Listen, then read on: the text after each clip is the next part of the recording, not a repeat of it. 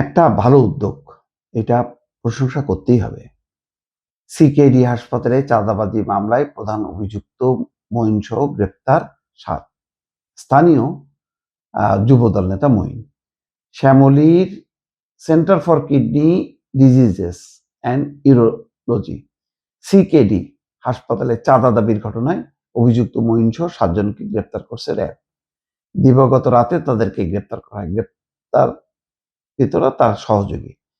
এর আগে কি হয়েছে যে হাসপাতালে চাঁদাবাজির ঘটনায় মঈনকে ১ নম্বর আসামি করে অজ্ঞাত ৭-৮ জনের বিরুদ্ধে শেরেবাংলা নগরে একটা মামলা দায়ের হয়। শনিবার হাসপাতালের ওটি ইনচার্জ আবু হানিফ বাদী হয়ে এই মামলা দাবি করেন।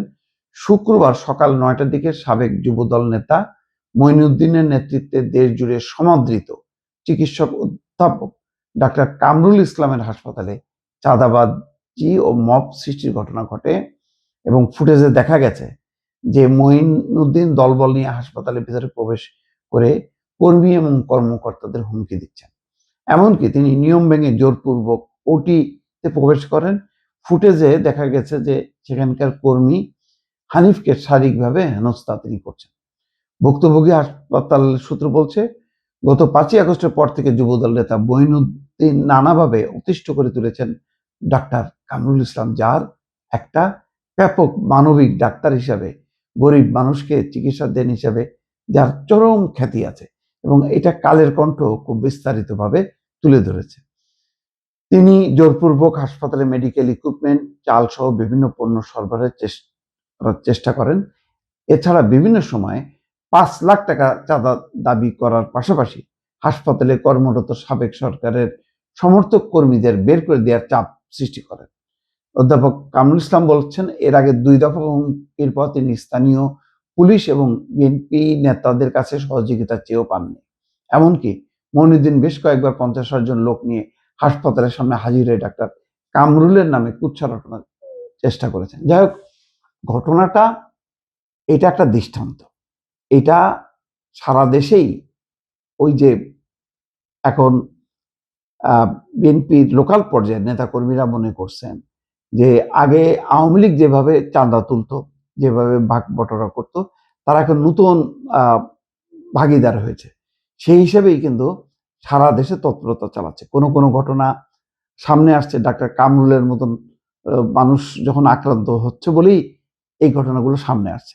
অন্যরা কিন্তু নীরবে আপোষ করে এইভাবে স্থানীয় বিএনপি নেতা আছে, ছাত্র দল আছে, যুব দল আছে, তাদের সাথে আপোষ সফা করে কিন্তু এই ভাগাভাগি করছে।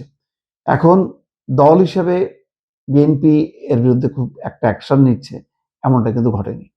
আবার কোনো ঘটনা প্রকাশ্যে আসার পরও দল নীরব থেকেছে। তবে এই একটা ঘটনায়, শ্যামলীর এই ঘটনায় যে যুবদল নেতা গ্রেপ্তার করার মধ্য দিয়ে বিএনপি একটা বার্তা দিতে পারে। এবং স্বরাষ্ট্রমন্ত্রী সালাউদ্দিন আহমেদ বলেছেন, চাঁদাবাজদের তালিকা তৈরি করা হচ্ছে। কারা এই বিভিন্ন ব্যবসা বাণিজ্য, দোকানপাট নিয়ন্ত্রণ করছে, চাঁদা আদায় করছে, এই জায়গাগুলো যদি চিহ্নিত করে যদি ব্যাপকভাবে বিএনপি অভিযান না করে, তাহলে কিন্তু ওই আওয়ামী লীগের যে ভাবমূর্তি ছিল, যে পদ্ধতি ছিল, যে অভিযুক্ত ছিল, তাহলে কিন্তু বিএনপিও কিন্তু একই অভিযোগে অভিযুক্ত হবে। বরং এখন বিএনপির কাজ হচ্ছে নিজের দলের বিরুদ্ধে শুদ্ধি অভিযান চালানো। এটা সম্ভব কিনা বিএনপি ভালো করে জানে। তবে সরকার প্রধানের আন্তরিকতা আছে এই ব্যাপারে। যদি তার টিম যদি সহযোগিতা না করে, তার দল, পুলিশ, প্রশাসন যদি এগিয়ে না আসে, তাহলে বিএনপিকেও কিন্তু সেই আওয়ামী লীগের কালিমা বহন করতে হবে। দর্শক।